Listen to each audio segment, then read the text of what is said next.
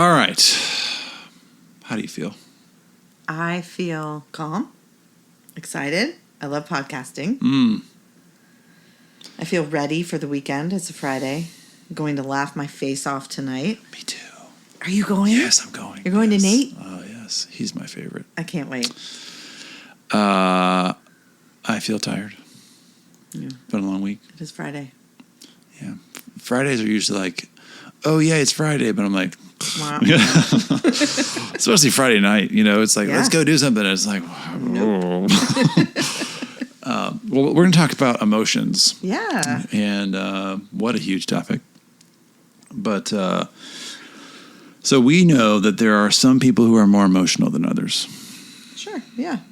Wait, or is that even true? Well, let me start there. Is it true that some people are more emotional than others? I think some people are more emotionally expressive than others.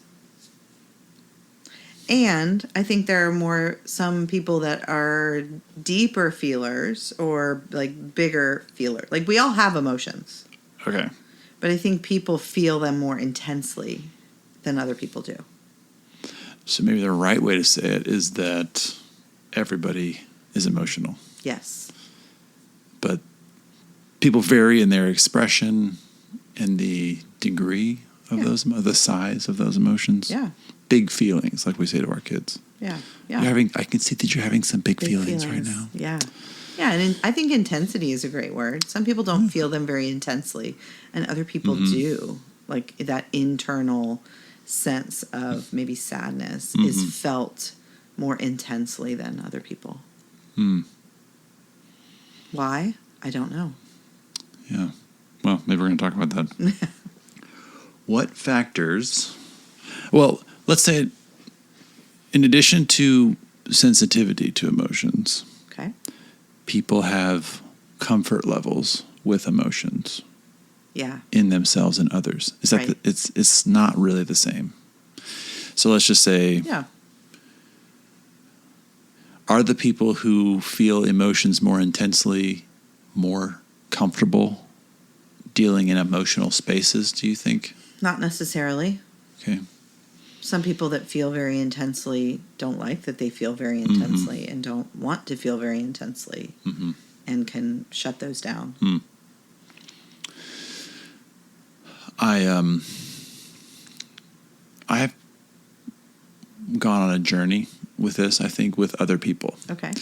Because I think I didn't have any tools earlier on, and I've gained tools over the years that I went from being very uncomfortable around somebody who was crying or very angry. Yeah. I still don't love it. Right, okay. But you now have more capacity I have more capacity for it. I have more experience with it, and therefore have become more comfortable with it. I have Kleenexes in my office, if that tells you anything. Oh, you know wow. So, big and they're not for me. So unless I've got allergies. So what are the factors like upbringing, culture, family culture, wiring that shape people's comfort level or discomfort with dealing in emotional spaces? Yeah, all of those things. Culture is a big one. There are some cultures that are less emotionally expressive than others. It's just kind of probably picked up by the kids from the parents and how they And you mean like interact. a family culture? Not family like culture. Well, yeah, family culture, but also broader, like Middle Eastern or Asian cultures tend to be less emotionally expressive. Doesn't mean they're not feeling them. They just are less emotionally expressive in general. But I think some is personality, sure. Like we know that when we talk about the Enneagram. Some Enneagram members are more intense feelers than others. Some of those Enneagram numbers like probably lead more with feeling than logic. And then you've got individual expressions in the family, like how comfortable were your parents with feelings when you came to them crying? Did they tell you to get over it and buckle up, buttercup, or, go deal with it? Or did they give you comfort when you had big emotions? Did they invite you to express those? Did your parents show? Did you ever see your parents cry? Did you ever see your parents express any emotion other than anger? You know, and so all of that gives a kid who's growing and developing a sense of whether or not emotions are okay. You know, the expression that I think is very Generation X is, I'll give you something to cry about. All of us kids heard that growing up. Oh, yeah. And that meant what you're upset about now is not a big deal. yeah, cut it out. Stop.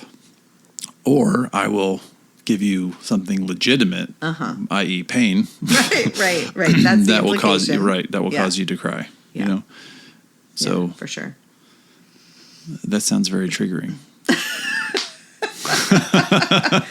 It is very triggering, yeah, because I think belittling at least, I think right? for a lot of us that made us dismissive. It made us feel dismissed. Like, okay, it's not okay for me to be sad, angry, hurt, whatever I am, distressed about this particular situation, or I'm not allowed to feel, or I can't bring this to you, or it's not valid. Okay, but giving them the benefit of the doubt, right? They probably didn't know what to do with it. Yeah, but I mean, isn't it also probably true that there is, in reality, a baseline of like, here's things to get upset about, here's things to get very upset about, and here's things that you shouldn't get really upset about. Like, I think that's what they're trying to say. Like, I can identify with that if I have a kid who's being very dramatic. Sure. Because you're like, hey, this is not really worth getting that upset about. Like, what I'm trying to do is give them a perspective of a range. Sure, of course. And so I think that's not necessarily a bad thing, but the unintended consequence of a comment like that is exactly what you said. It's like, oh, I'm in some way rejected for how I feel, or I don't have permission to feel this way. Right. So because what's you the could difference? both acknowledge, well, I mean, one is you're trying to teach. Like the way you were just describing it is you're trying to teach a kid that range of what ought to be distressing and how to manage it. The other one is you're just truncating, trying to truncate the feeling or the expression of it, that it's, you know, and it sends the message that it's not okay. Yeah. And teaching always takes longer when you're really trying to teach. And it requires like a connection of some yes, some it requires a connection. Absolutely. Because if somebody's in a high alert, nervous, what would you call that? Emotionally high alert. High alert, dysregulated emotionally. Yeah. Or they're feeling like misunderstood or rejected, then they're not going to receive information from somebody. Yeah, you know? No, and the way you connect, like when you, in your example, is you acknowledge the feeling, right?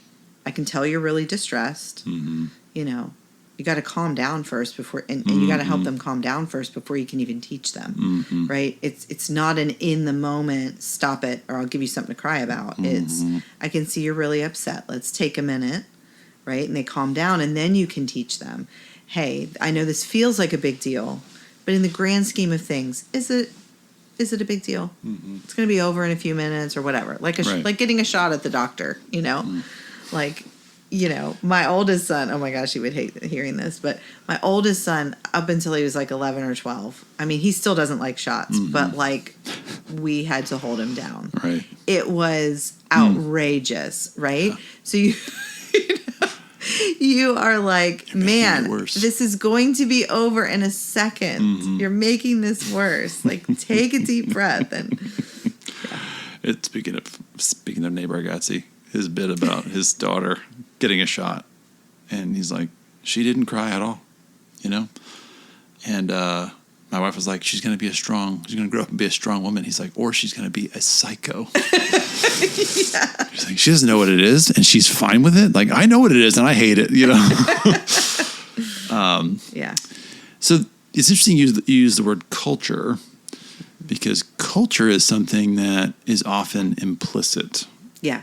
And we say the phrase, culture is caught. Yes. More so than taught. Yes.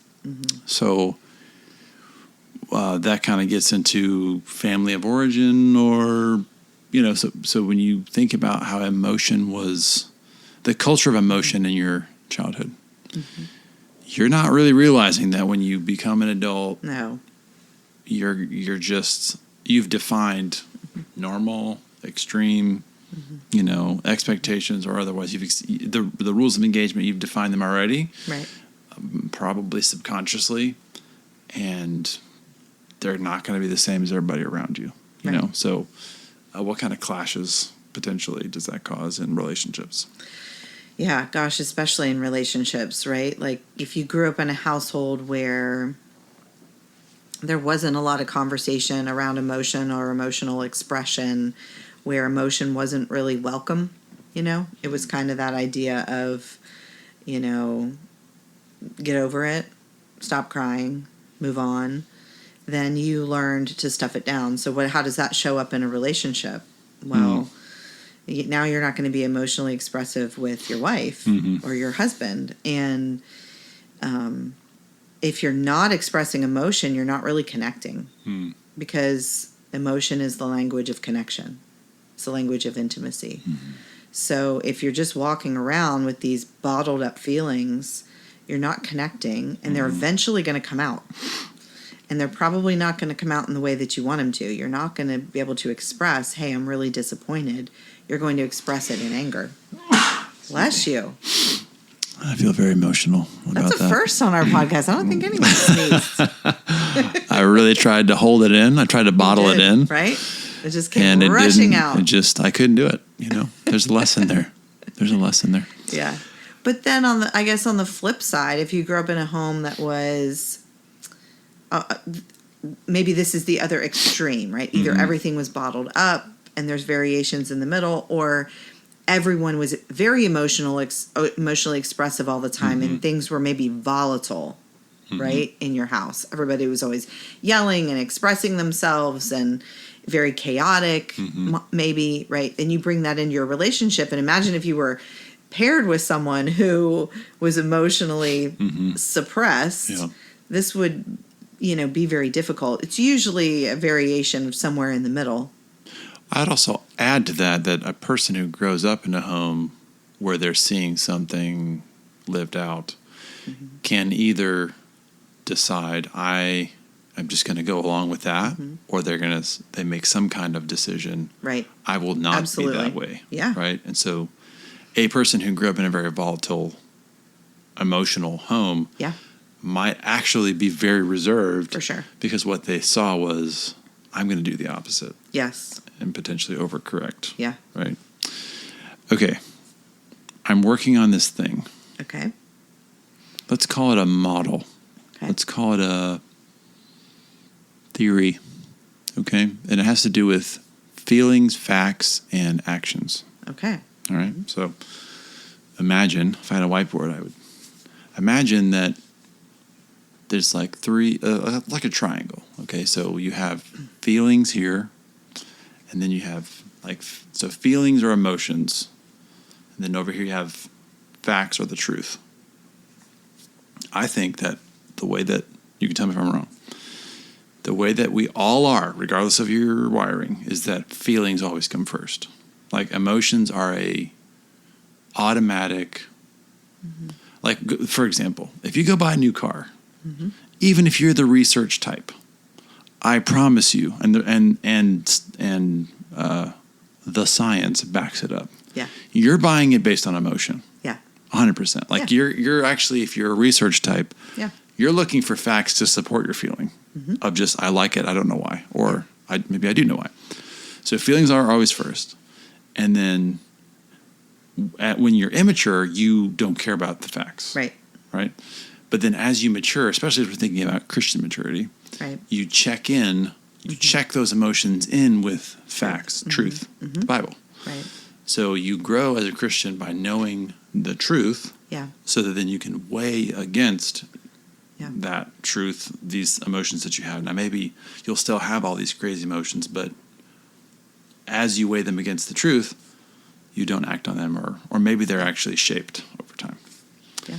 And then the thing that I can't quite figure out is how, let's just say that's on this level here. Okay. What goes to action? Okay.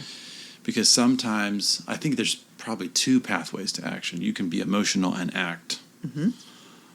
Which is a reaction. A reaction. Mm-hmm. Or you can have an emotion, check it with a fact, Mm-hmm. and then either not act, right, mm-hmm. or act different than you would have. Right. So I'm still, like I said, I'm still working on exactly what would make the most sense. But the thing that the reason why I started thinking about it was because Pastor Joby's been talking a lot lately about your faith journey is not just to sit around and feel something. Right. Right. And it's not about just to sit around and learn something. Right. It's to do something. Do something. Yeah. And you're right. You're right in thinking that emotion is first. Mm-hmm. It is always 1st. Mm-hmm. A lot of people probably don't like to hear that because a lot of people want to say, I'm not emotional. Mm-hmm. But the reality is they are emotional. They're just suppressing those, or they're not tuned into those. They're not, they're maybe overly logical that they're pushing those down. But emotion is always first, whether you decide to stay in it or not. It is always first. And if you think about it from a brain science perspective, it's first because it's the thing that is sensing. It's sensing your environment. So it's your brainstem and your amygdala. If this is your brainstem, your spine and your brainstem, and that attaches to your amygdala, which is at the center of your brain, which is the seat of emotion. And the cortex is over top of that, right? So it's taking in all the information from your whole body, from your eyes, from your ears, all of your 5 senses. So hang on, sorry. It's okay. So it's essentially lower or earlier in the chain of your brain. Yeah. We call it the lower brain. Okay. Right? Or the reptilian brain. We might not subscribe to the idea that like that's your lesser evolved side. Okay. Yeah. But at least in terms of sequence, that's significant. It's significant. Right? Because it's just like just because if you stub your toe, it starts in your toe. Right. Right? And then it sends that signal all the way up. And so if there's something in the middle that's gonna change it, then that matters a lot. Yeah. So go ahead. Yeah. So emotion is first because it's the seat of sensing and it keeps us safe. So we need that. Right? Okay, wait a second. So it is kind of just like the nerves. Yeah. It's all connected. But wait. It's the nervous system. Parasympathetic. It is the nervous sympathetic. system. Yeah. Your emotions are the nervous system. They're connected. Yes. Yes, for sure. So if That's you why get, there's emotion in your body. There's a physical representation of emotion in your body. Then we just put words to that feeling. That's kind of blowing my mind right now because if you think about it, the nerves in your body are like they're a physical. You can't be less nervy. Like you can't be less. Maybe people have a higher tolerance for pain. Yes, but it's not like this person over here has fewer nerves in their pinky than this person. They probably have the same. Probably not. Yeah, probably the same unless there's some surgery or something. Right. So damage, trauma, yeah. It is just a biological, physiological fact that if you cut me on my finger, it hurts. Right.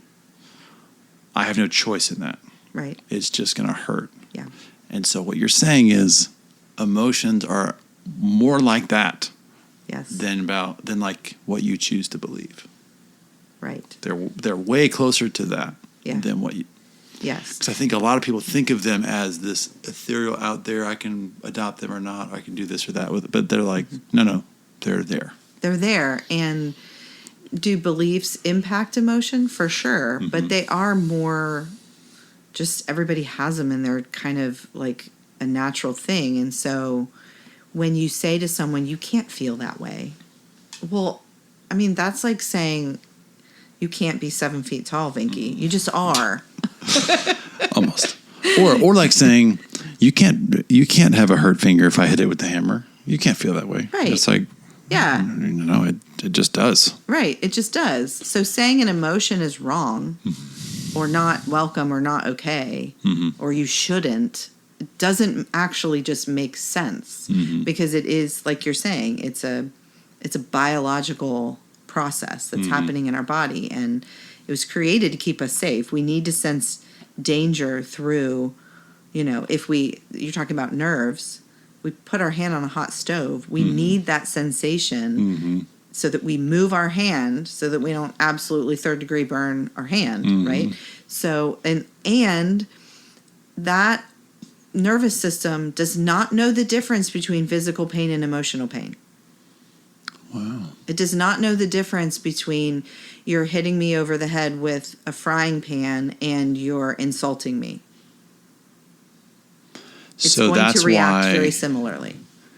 That's why physical distress and emotional distress produce similar bodily results. Yes. Wow. Yes, it's the same system. It's the same body system, nervous system. So what I hear you saying is we would really do well to learn how to recognize and regulate. Okay? Oh, yeah. Emotional. So let's talk about regulation for a second, because you would. Well, there is some sort of power that the mind has over the feelings, right? And even I think there's this guy, I forget his name, who can tell himself not to freeze to death in cold water. Have you heard of this guy? No. He does his cold plunges and stuff. And there's probably others who have mastered some sort of mind over matter, which is a cliche phrase, but people actually can with their mind not feel as much pain. Yeah, we were just talking about this with Sean playing golf. Right? And he wants to play golf so much. He loves it so much. Right. And it's 5 bajillion degrees outside and 100,000% humidity. But he is going to get himself in his mind into a place where he's not focused on the fact that it's 5 bajillion degrees outside and he's miserable. He's going to be focused on loving this game that he's playing, right? So we can do we see this all the time. People do all kinds of amazing things because our mind is something we can control, and we can control our emotions with it. And the motive, right? It's if you're I have to do this in order to get this thing that I want, or to save this person or help this person or whatever, then you put up with things differently than you would otherwise. If you're sitting on your couch it's too hot to do anything, versus, someone needs my help. And it's just of course, you're not even thinking about it the same way. Yeah. So how does that relate then to, so we're talking a little bit physical circumstances, physical sensations that you override or ignore. What about emotional? Because you want to grow from a child to adult. You grow in your ability to regulate those emotions so that they don't dominate your life, right? So just like there is some pain that we should override and ignore, and some that we shouldn't, right? Physically. This is similar with emotion, but that doesn't mean that we don't have to acknowledge it. I can acknowledge that my back is a little bit sore, but I don't have to sit in that, live in that, overthink that, tend to it necessarily. Should. But similarly with our emotion, we don't have to deny them or suppress them. We can acknowledge them, but decide that they're not going to be our decision makers. They're not going to be, I'm not going to react out of that, right? You just said something really hurtful to me, and I'm going to slow down, because emotion's very fast. And so when you insult me, I want to snap back, because that's how quick the emotion to the meaning to the reaction to the action so happens. Quick. It's so quick. So quick. Quicker than you could even just acknowledge it. Right. Regulating it means slowing it down. Regulating it means being more in tune with, ooh, that hurt. What does this mean? And what do I want to do with it, if anything? Right? And that takes some practice, right? Because if you see little kids, right, they're just little balls of emotion, right? You look at them sideways and they're reacting to it. And so we all have to be taught what to do with that. When I feel this way, I don't have to automatically react in a certain way. I can pause. I can check it with truth. I can slow it down. I can regulate physically, right? I can stop and breathe. I can take a walk. I don't have to react right away to this thing. And I can choose how I want to respond to this cue, this thing that's just cued my emotion. And I think you've said before that most people they're too narrow or too simple in their understanding of what emotions are, because they think that there's like three. Yeah. Right? Like, sad, my glad. Yeah. What are some ways to expand that vocabulary? Let's start there, but then ways to then apply it to which one am I experiencing now? Yeah. So there's this exercise we love to do in our marriage encounters with the music and the feelings wheel. And it really helps people get in touch with different emotions that they feel in their body, that physical sensation. And then we give them what's called a feelings wheel. And at the center of that feelings wheel are all the 5 or 6 main emotions, right? Sad, mad, happy, disgust. Afraid. Yeah, fear, afraid. And branching out in pie pieces from that center core of emotion are the nuances of all of those feelings. So elated, delighted, contented. Right. Those are all slightly different. All of those falling in happy, right? Right. And so sometimes we need words that we don't use all the time. It's kind of like any word, right, that you learn about. Right. Right? You might start using a new word. He had the unmitigated gall. Right. To call me at 2 a.m. Right. But that exercise that we do, I think, really helps people expand both their awareness of how emotion shows up in their body and then giving them words to put to, because they know these words here. They've heard them before, but they haven't applied them to themselves yet. So when you take these vocabulary words and apply them to yourself, now you have a broader language for what you're experiencing, right? I'm not just happy. I'm elated. I'm ecstatic to go see Nate tonight and laugh my head off, right? Now, and that's not just a fresh spin on the same idea, right? It's a nuance. It's a nuance of a different kind of meaning. Yeah. And so I think sometimes maybe nobody thinks this way, but you might be tempted to think, oh, it means the same. I'm just choosing a different word just because. But the sensation in your body might be the same, but the meaning is that feeling word, right? The meaning that we associate with that feeling, because also based on the situation, right? So it's not a word just attached to that feeling, but it's the situation. Right.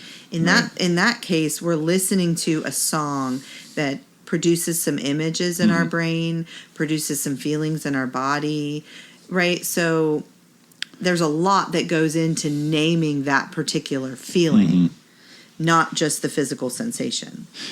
Yeah, when you learn a new language, you start off with very basic words, and probably to a native speaker, you sound like I want go bathroom, right? And you're an adult saying this to somebody who's French or something, and they're just well, if they're French especially, they're going to think you're an idiot. But then as you expand that vocabulary, and so I don't think that most adults think that they're on a journey to try to learn the vocabulary of emotion. No. A lot of people don't see a usefulness in it. Well, why is that? Is that a leftover, like you mentioned, I'll give you something to cry about, tough it out? Is that a generational thing? Is it about Western Enlightenment thought that's hey, rationality is what's the most important thing, and if it can't be proved scientifically, it doesn't matter? Yeah, I think it goes probably farther beyond that, right?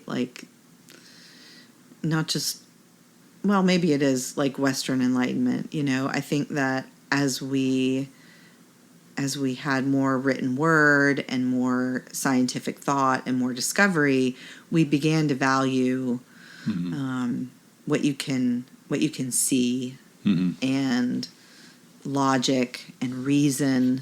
The age of reason, and so emotion became an unnecessary thing. And I, when you're in a day and age and time, and you're just surviving. You're surviving life.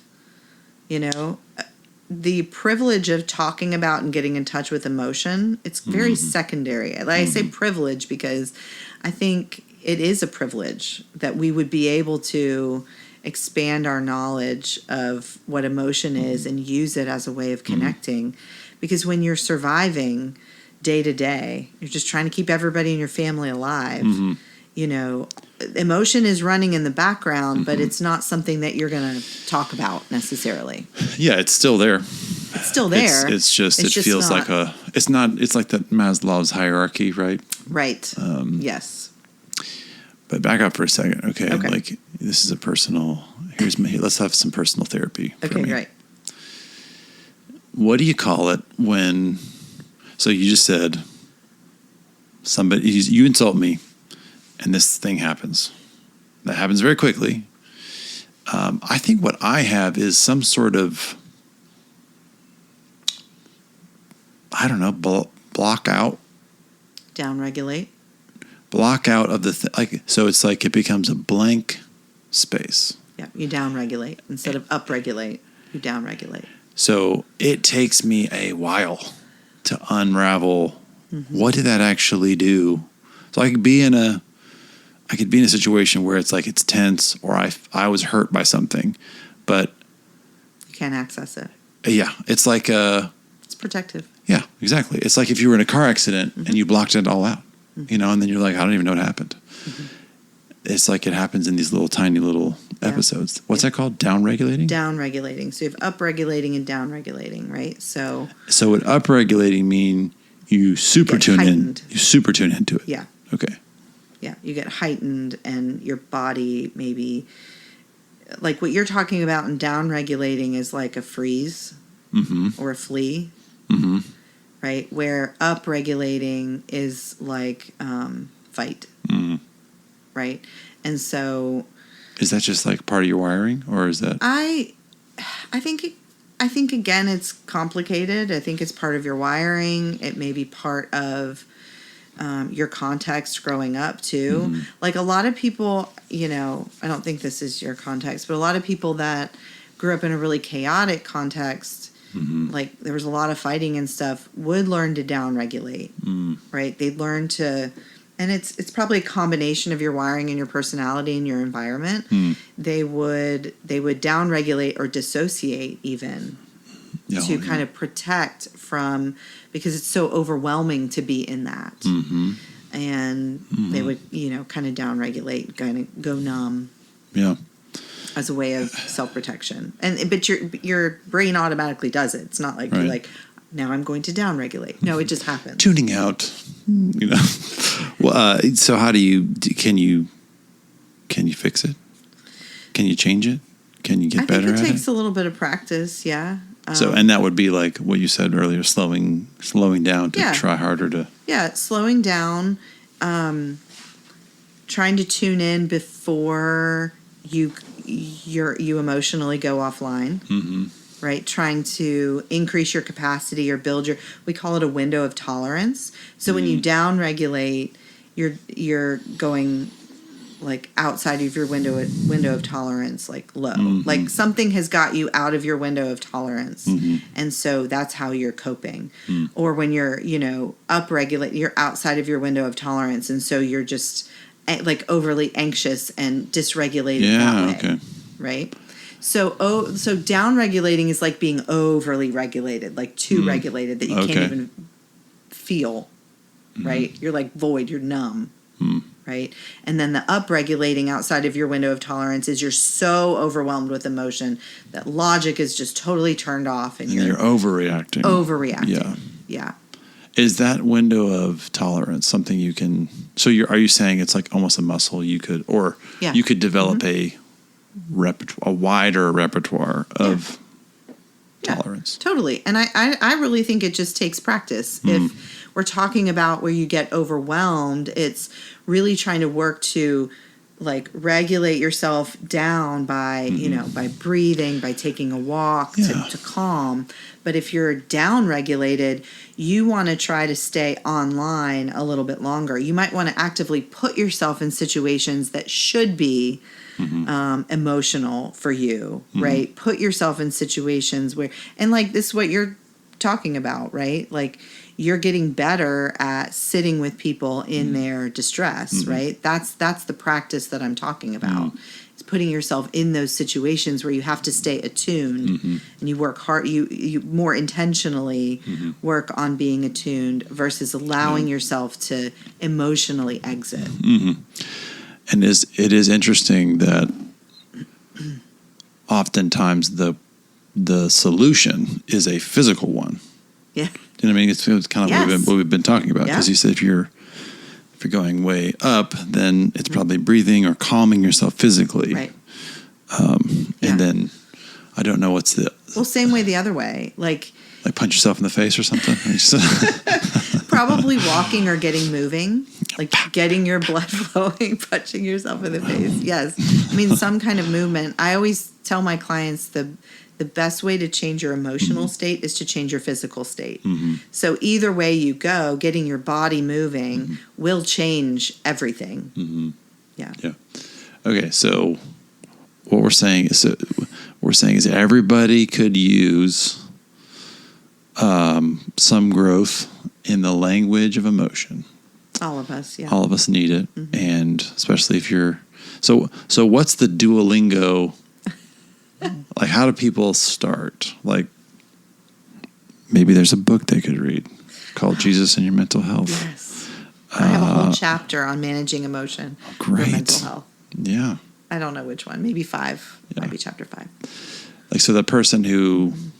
I think we've talked about this before. The person who is not good at expressing needs to figure out 1, 2, 3 things, or maybe just one thing at a time. Like, I'm going to start trying this or whatever. Yeah. And then the opposite is also true.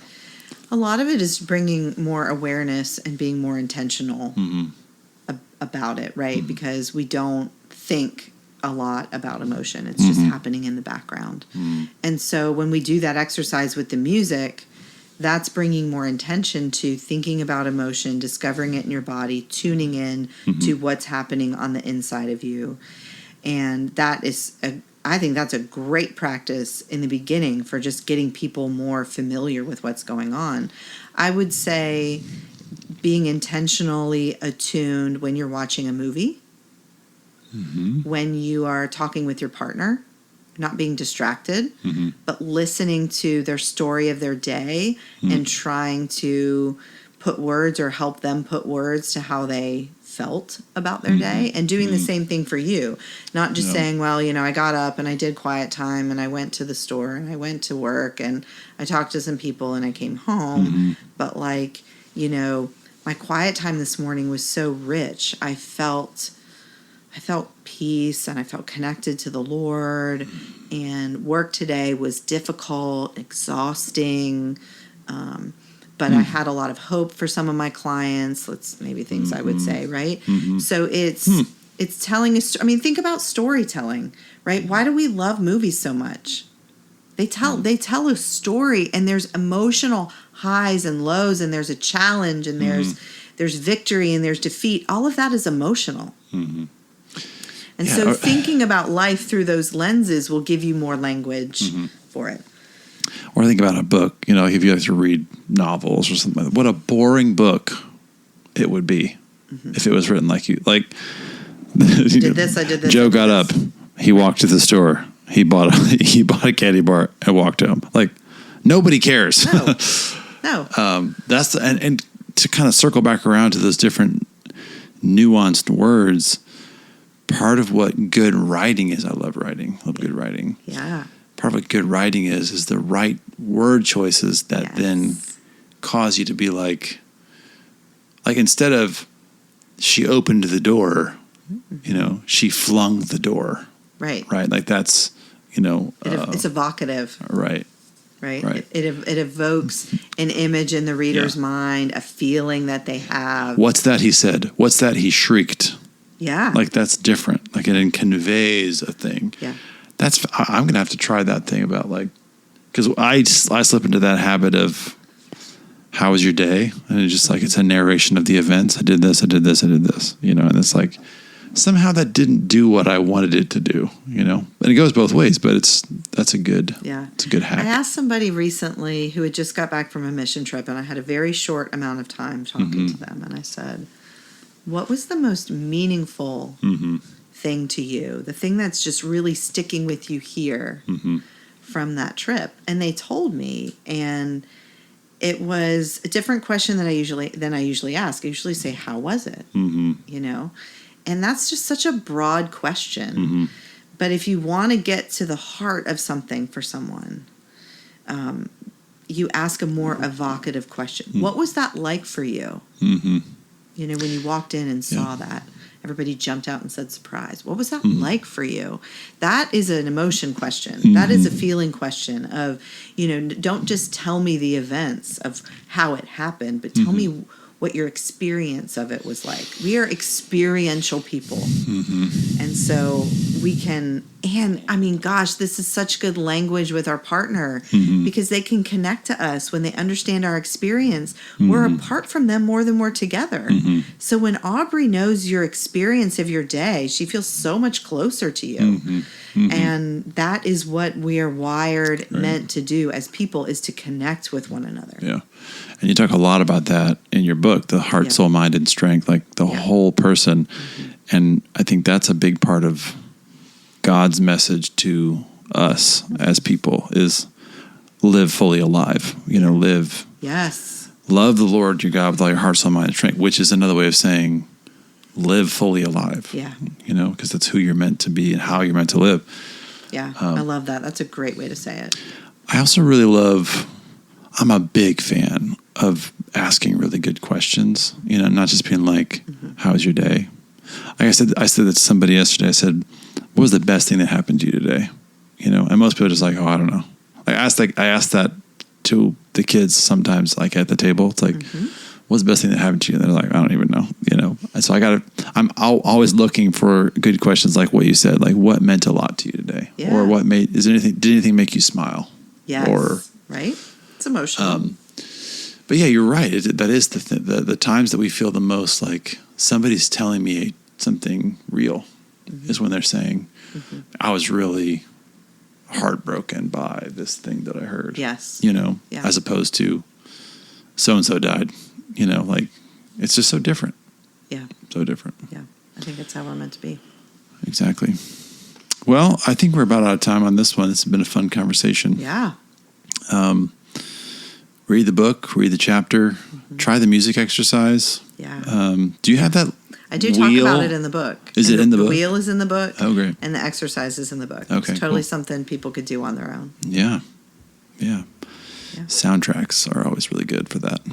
Yes, they are.